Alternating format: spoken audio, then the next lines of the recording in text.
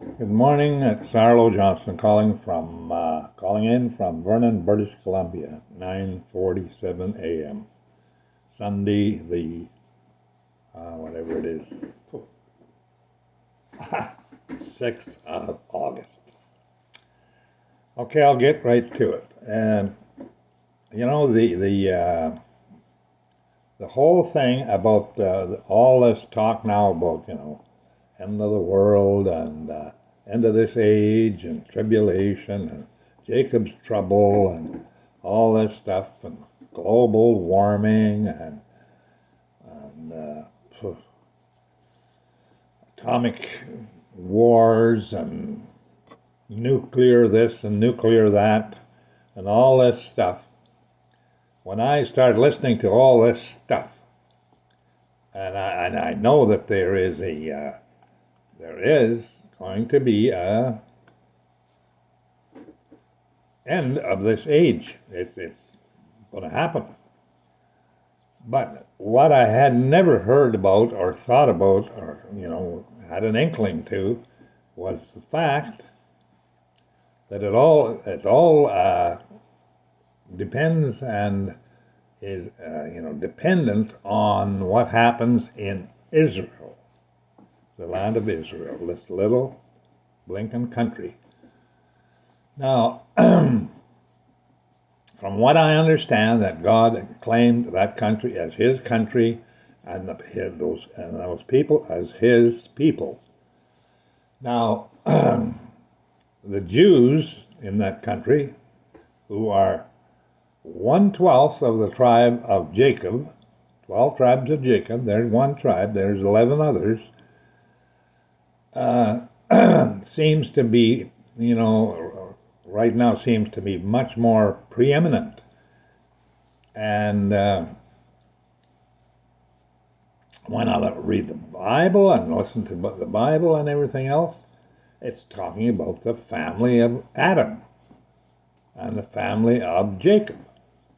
It's not talking about the family of someplace in Australia or South America or United States or England. No, it talks about that.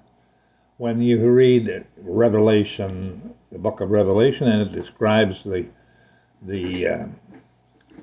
city of God that's going to descend on this planet, it talks about Israelites who are going to be in charge of things. Now, it sort of bothers me a little bit. I kind of think that the Israelites of the world are the white race. It seems that way. I cannot see it any other way. And I don't think people should. I think people should pay attention to that because I think it affects them. The reason for Jacob's trouble is if you read between the lines a little bit, it means the white race trouble of the white race of this world, who got the best land in this world and became rich and whatever, and became, oh, well, I don't know if you say evil or what, but they didn't follow God's laws or nothing, and it got worse and worse. It didn't get better; they always got worse, richer and worse. The United States has pushed more porn and stuff on the world than any other country in the history of this planet, and so I don't know. I suppose there is a reckoning coming for all that. But what I'm getting at is, I suppose that's maybe the reason why the world hates the Jews so much. They must know that they are special and that God has set them aside.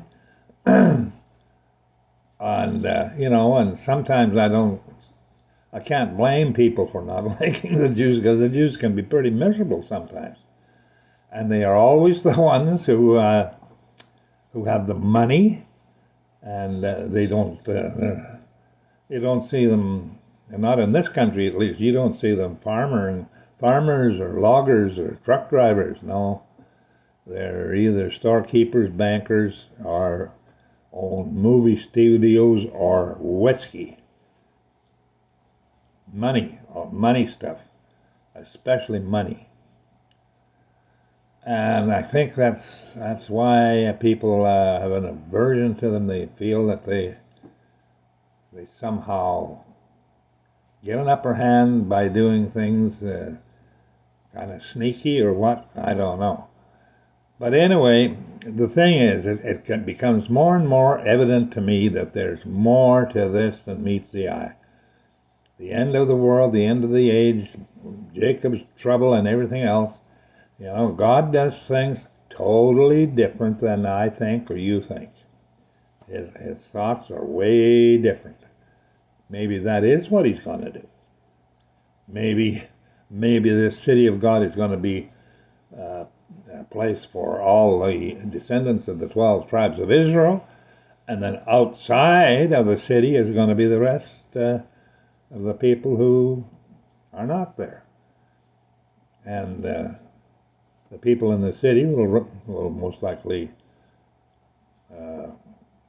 govern the people on the outside.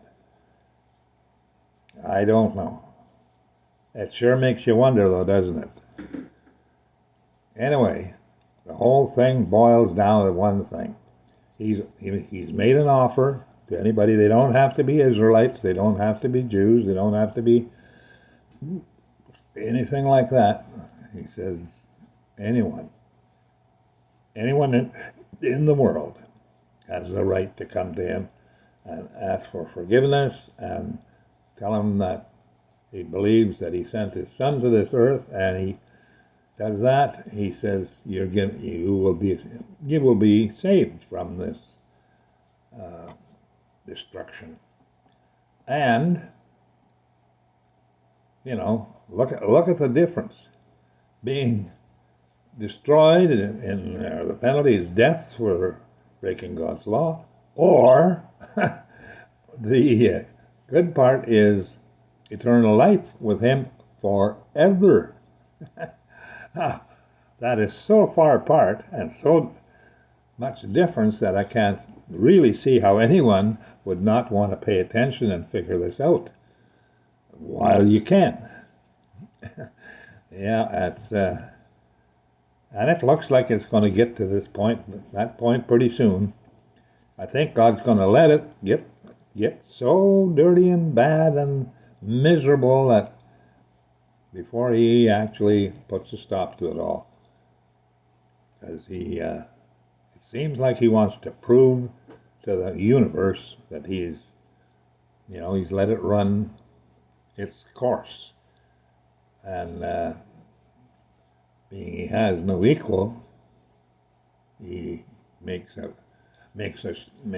show out of what he's done as being fair and just, as he claims, and he says he is a very just God, and I think that is something to be celebrated, because man, can you imagine what it would be like in this universe if God was something like Satan? Anyway, I'm going to cut it off there. Thank you very much for listening, and if you would like to subscribe, I'd sure appreciate that. Anyway, God bless you, and we'll talk to you again sometime.